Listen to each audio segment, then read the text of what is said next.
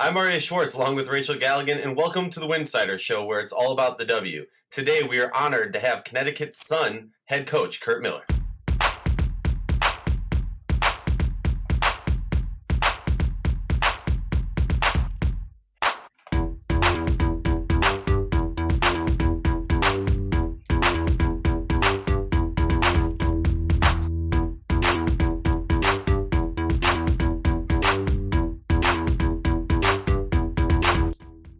If you like our show, please consider joining our Patreon community. For less than a cup of coffee a month, you can directly show support for the hard work we do covering the W.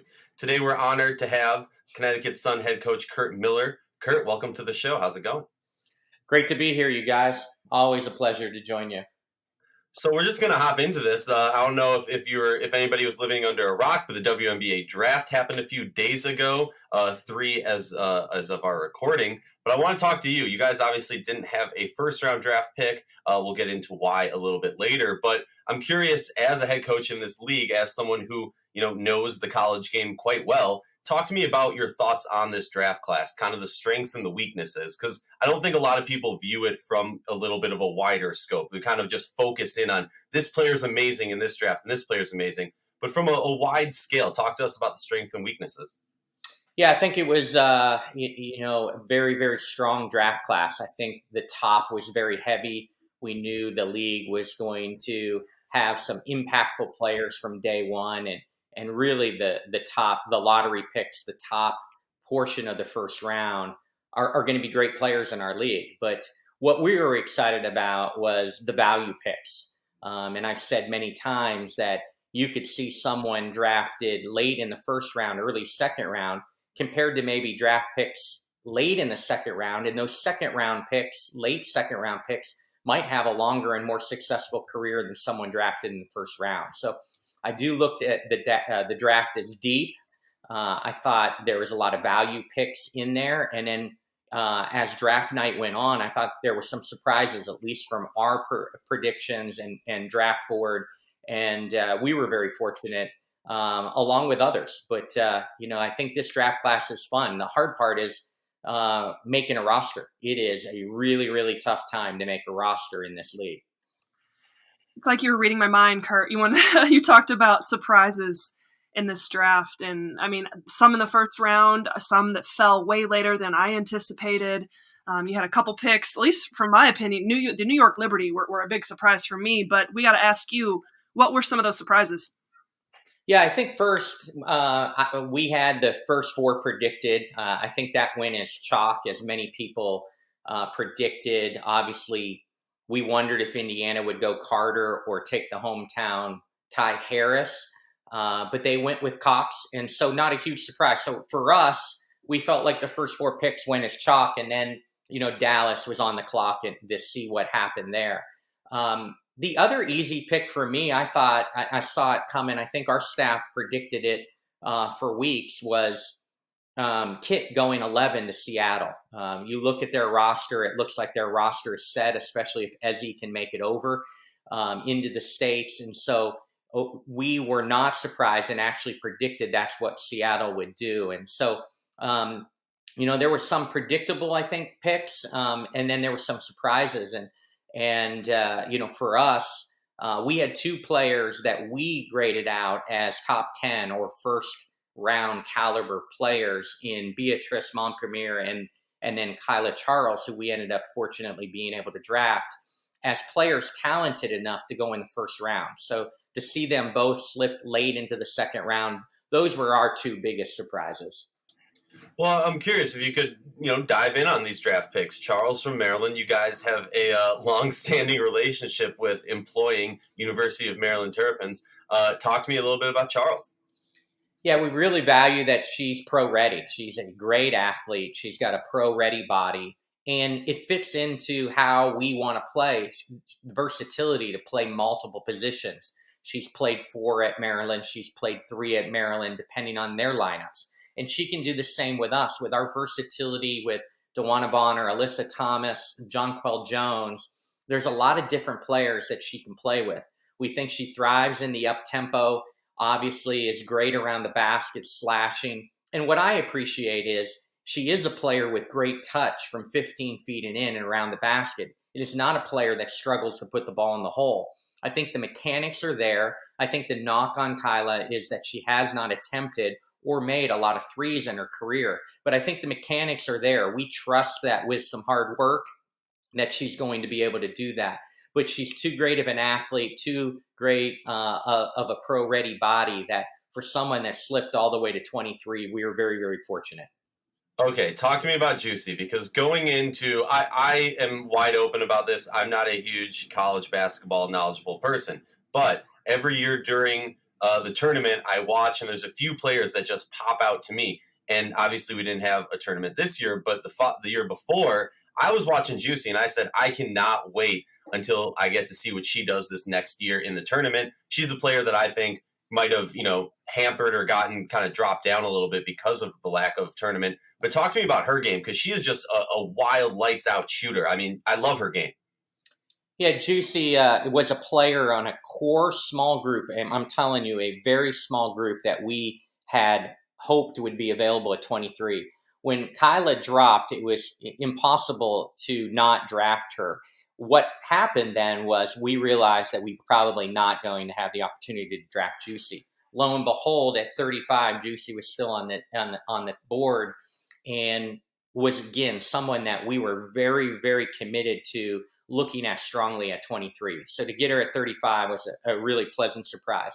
In terms of skill set, obviously her shooting gets talked about, the 14 threes in a game, her career 40% average.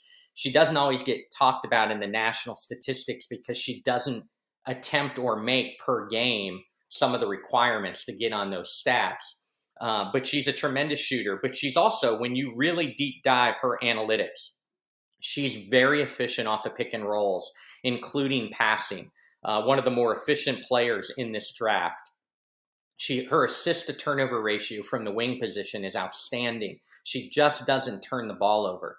And she doesn't have to play with the ball in her hands. And at the pro level, looking at the star players that you have around, Juicy won't have to have the ball in her hands a lot. So she can take on a role like Shakina Strickland or a Rachel Banham playing off the ball in the past for us and really benefit by a lot of catch and shoot opportunities. But she's more than that. But the interesting aspect is when you talk to the Baylor coaching staff, they don't even talk about her at the offensive end. They're bullish about her defensive ability and ability to impact the game at that end. So we think we're getting a two-way player, someone that thrives also at the defensive end and can dig in and get stops when you need it. And don't ever underestimate what it's like to be a great teammate with stars around you. Not everybody can transition into that role in the WNBA. They've been stars themselves. But when you look at who Juicy has played with through her career at Baylor, she hasn't had to have the shine on her all the time. She's never been a disruptive or drama person in the locker room. She's continued to be a great teammate, and she's played alongside of great players. In a role, if she's able to make the Sun team, she would have that type of role. So knowing she's already been a great teammate and played along other superstars was appealing to us. Yeah, that's a great point. I mean, and obviously let's not make light of the fact that she's coming from such a tremendous program in Baylor of such a winning culture that to go along with just that two-way player that you talked about. But Coach, just switching gears here, we could talk about your draft picks. Obviously you had late second round, late third round pick, but really, your draft night, your big news happened in free agency. Your roster looks a little bit different now. And honestly, your big pick, DeWanna Bonner, that really shakes up this Sun roster. It makes you, in my opinion, extremely terrifying to think about. But talk about Bonner and just there's a lot to dive into here. But talk about Bonner and that addition to your team. Yeah, I think, Rachel, it's interesting how this has all come about. Obviously, going into the 2019 season, we had a choice to make, and we were getting contacted by nearly every GM in the league. Were we going to stand pat and play with all those players going into their last year of contract, or were we going to make some subtle changes going into the 19 season? We decided to push our chips in, and what that meant was we loved our chemistry, we loved our group, but we knew we would look different in 2020. There was no way around it. And so we went into that season and had a great year, and it came up just a few minutes short. Unfortunately, that game aired, game 5 aired right after the draft. So had to relive some of the foul trouble we got into in the third quarter and just not being able to get home those last 4 minutes. But I never regret for a second that we pushed the chips in. Unfortunately, we knew that 2020 was going to look different. So we were going to be unable to sign all the players back with 8 free agents. But really excited as free agents started in February with it pushed back and with the CBA negotiations. And as it started, it became apparent very quickly that DeWanna Bonner had a huge interest in us. And in just a few phone calls, realized we were the front runners for her. And it's just unprecedented. Connecticut's never been able to attract the top free agent in the offseason in WNBA history. And with the history that Amber Cox, my COO, had working in Phoenix along with DeWanna, it just took on a life of its own. And soon we found ourselves very much in the driver's seat to add one of the great players in the league, someone that's still in the prime of her career. And so very, very excited about what she adds to us on paper. When you look at DeWanna at the 3, our engine and floor leader in transition in Alyssa Thomas and JJ 3, 4, 5, we just feel like we can compete with anybody in the league. And that's not even talking about our starting point guard and quarterback, Jasmine Thomas. So it was an unbelievable opportunity to add DeWanna. I'm curious hearing you talk about this and the mindset you guys had knowing that 2020 was going to be so different. This is a question that I'm pretty sure I asked the Phoenix Mercury when we had them on the show with Sandy. Are you guys bringing in players that fit into your system better or in a different way than you had in the past, or are you adjusting the system to the new players that you have? It's a good question. Obviously, there's a style of play that I enjoy playing, but one of the things that I pride myself through my career at both the collegiate level and the pro level is putting people in position to be successful and to play to their strengths. And so that's the speed bump we have. And until we can get on the floor with DeWanna, AT, and JJ and figure out, what's going to work and what's not going to work, we have to get through some of those speed bumps. So I'm always going to try to find the best place to put people in position to be successful. But there is a style that we want to play. DeWanna really continues the ability to space the floor, but she's a 3 player that we haven't had in recent years that can attack off the dribble, can post up mismatches. So that's all new. Now, we've always had the 5 that can stretch it in JJ. So we've been able to protect a 3 player that can post up. We just haven't had that type of player a lot in our system, or a 3 player that attacks as well as DB. So we get to play a fun style. We're going to move Bria Holmes to the 2 guard and be able to start, 4 players in our lineup, 6'1" or longer, and be a really long defensive team. We still got Brianne January, the veteran leader, coming in also to provide us a 2-way player and be able to stretch it, but also defend, good players. So it's exciting on paper, the versatility that we have within our lineup. Well, and you bring up a great point. Just kind of, you really analyze this dynamic, with JJ and now Bonner, Thomas. Really, you have a lot of players that are great, really going downhill at the top of the key. How do you kind of dive into that a little bit more about the spacing of just the bigs? Yeah, I'm excited because we can put shooters around them. We can bring a KML, a Mosqueda Lewis off the bench, and she demands attention at the arc. You've got to go out and guard her. So there's shooting. We lose Shakina Strickland, you lose Rachel Banham, but you add January and Mosqueda Lewis. So you lose some shooters, you add some shooters. We lose the shooting in Strickland at the 3, but we add DeWanna's versatility to do a little bit of everything.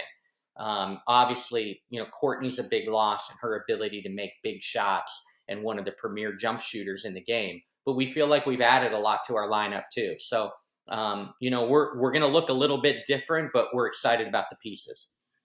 Coach, it's crazy. It's like every question I have, you're like 2 steps ahead of me. It's hilarious because I'm literally, my next question is about your shooting, and you kind of answered it. But obviously you lose Strickland, you lose one of the premier jump shooters in the league in Courtney Williams, you lose Banham, who I know didn't get a ton of time with you last year, and it doesn't sound like you're too concerned about the shooting with the pieces that you've added.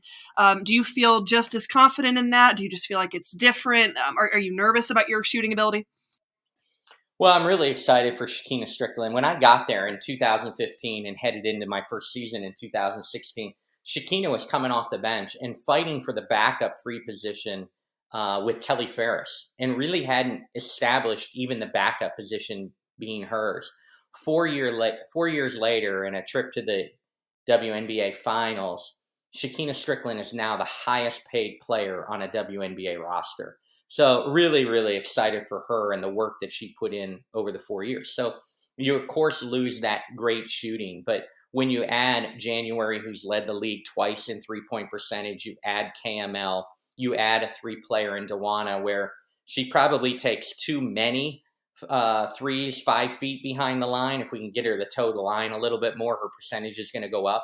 But, we add different things. But I'm really happy. It almost is like my college days, Rachel, where I graduated a great senior class that I had for 4 years together. Right. It's tough not to look down the bench and see Rachel and Morgan and Strick there any longer. Courtney, I really got to do what I wanted to do, is dig in and build in with a core group and build over 4 years, which I feel like is something Connecticut hadn't done. They were always trying to hit a home run in a trade or, some type of movement in the offseason. So we've got that graduating senior class almost like that's now forever going to be loved by the Connecticut Sun fans. But it's a new time. It's a new group now, and I can't wait to get to work with this new group. I'm curious about that, actually. If you think about the Connecticut Sun, you think of that starting 5 lineup for as long as you can remember of recent history. And obviously in this day and age, it's a lot harder to get everyone together and to get training camp going. And we're not going to get into the whole COVID-19 thing because we really want to focus on the basketball. But are there any things that you feel, maybe revitalized or you've learned from starting that or your college days that you can do for this new starting 5 to kind of get the chemistry rolling before we can even get on the court? I think hunger is a big thing, and not being complacent or not settle. There was such disappointment in our second round losses in 17 or 18. We had this young, exciting team, but struggled to get by that veteran, top heavy group in Phoenix with, Griner and Taurasi. And we got by that. And we were, really hungry all year in 2019 to take the next step as a team. And we did that. We get all the way to Game 5 of the championship series. Do we come back hungry still? Do we come back a little bit angry that we couldn't finish it off? We truly believe we were the best team, and we just didn't finish it. So there's this core group that's still with us, the leadership of Jasmine Thomas, Alyssa Thomas, Jonquel Jones, the Bria Holmes. I love Natisha Heidemann. The players that are back, Teresa Plazon, she was disappointed that her back flared up and couldn't contribute as much in the playoffs as we had hoped.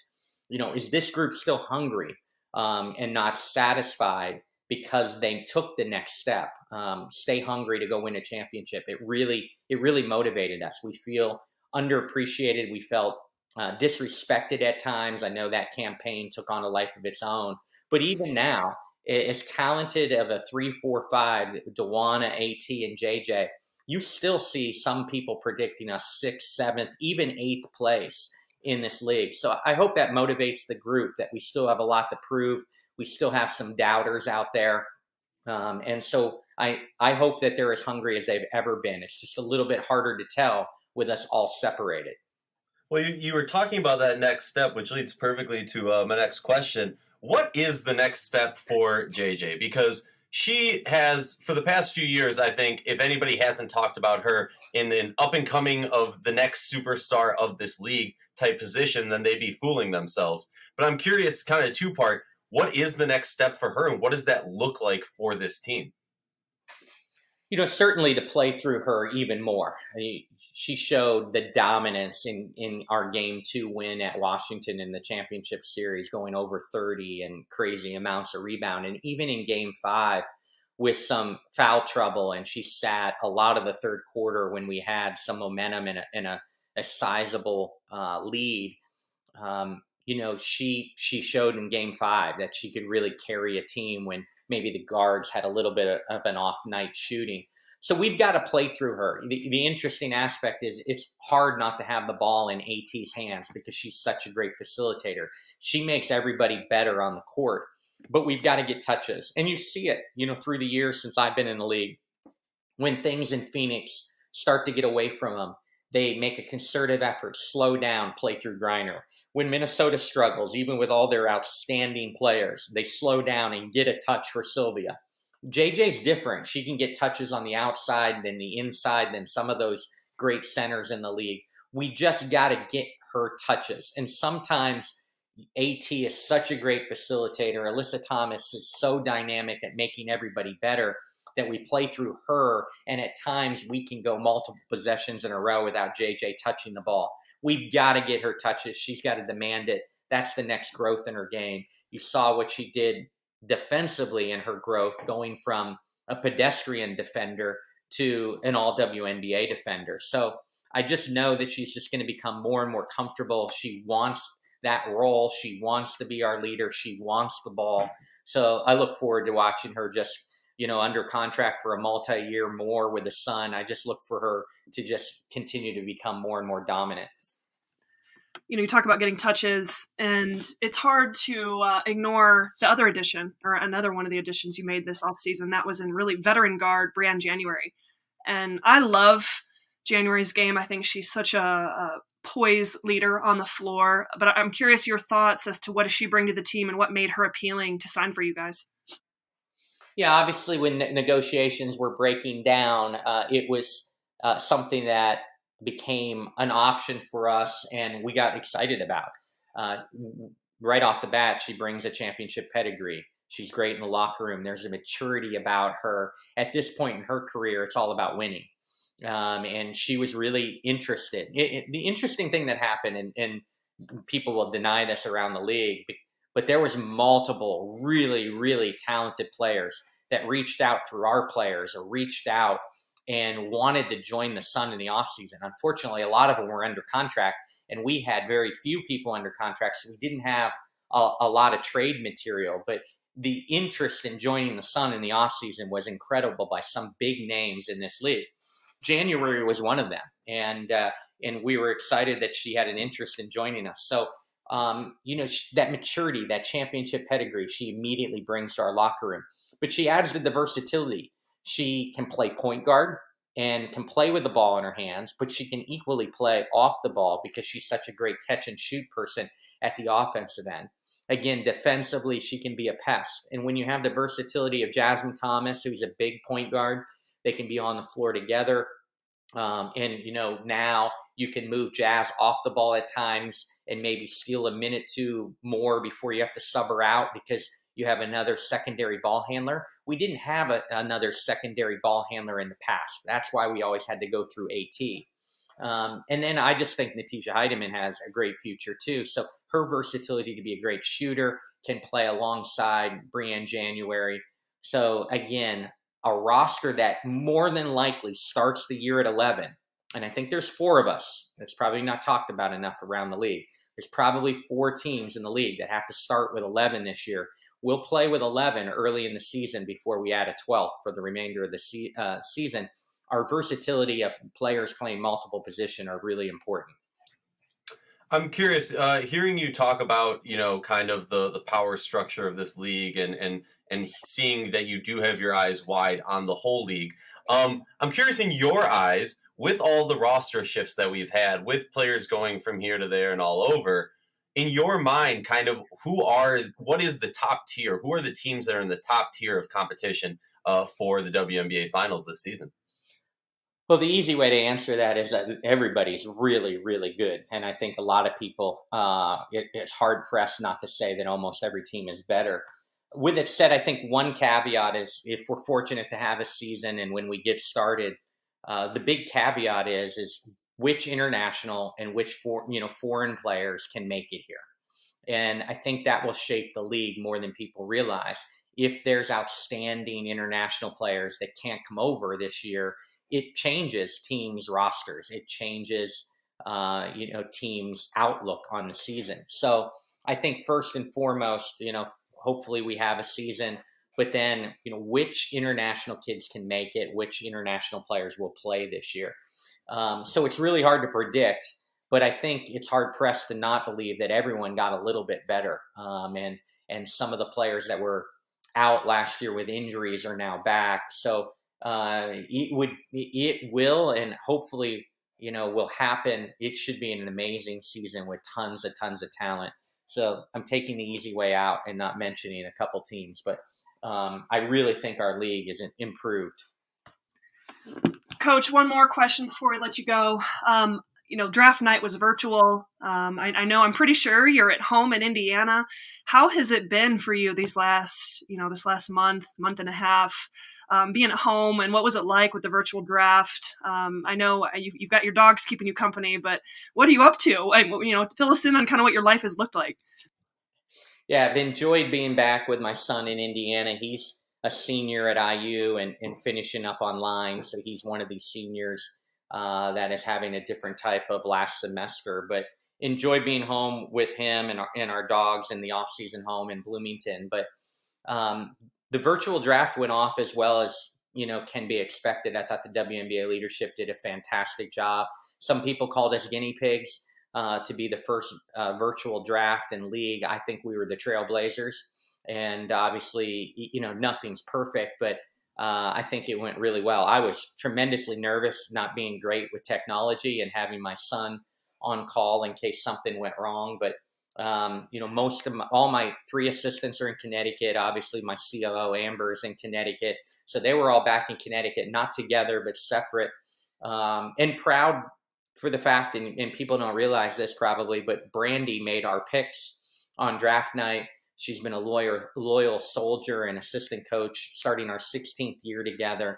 There's not a better human in the game, as you know, Rachel, and just, was a proud head coach watching her call in the picks, knowing that I hired her back in the day with little experience, but had some in the ABL. So to see her come full circle and getting a start when she was really young in the ABL and now literally calling the draft picks out on draft night for a WNBA team, I'm, really, really proud to be working alongside of Brandy, and she's just tremendous. But I'm trying to stay, busy, do my part and model social distancing. I haven't been in a store in probably over a month. Let my son do the grocery shopping, and while I'm out trying to get some exercise around the neighborhood, I'm doing my part and trying to stay in the house as much as possible. Well, Coach, we're super appreciative of your time. I know it's a wild time and you got a lot to do with your new roster. So thank you so much for joining us, and hopefully we'll have you again soon. Appreciate you guys and what you do for our game. Thank you very much.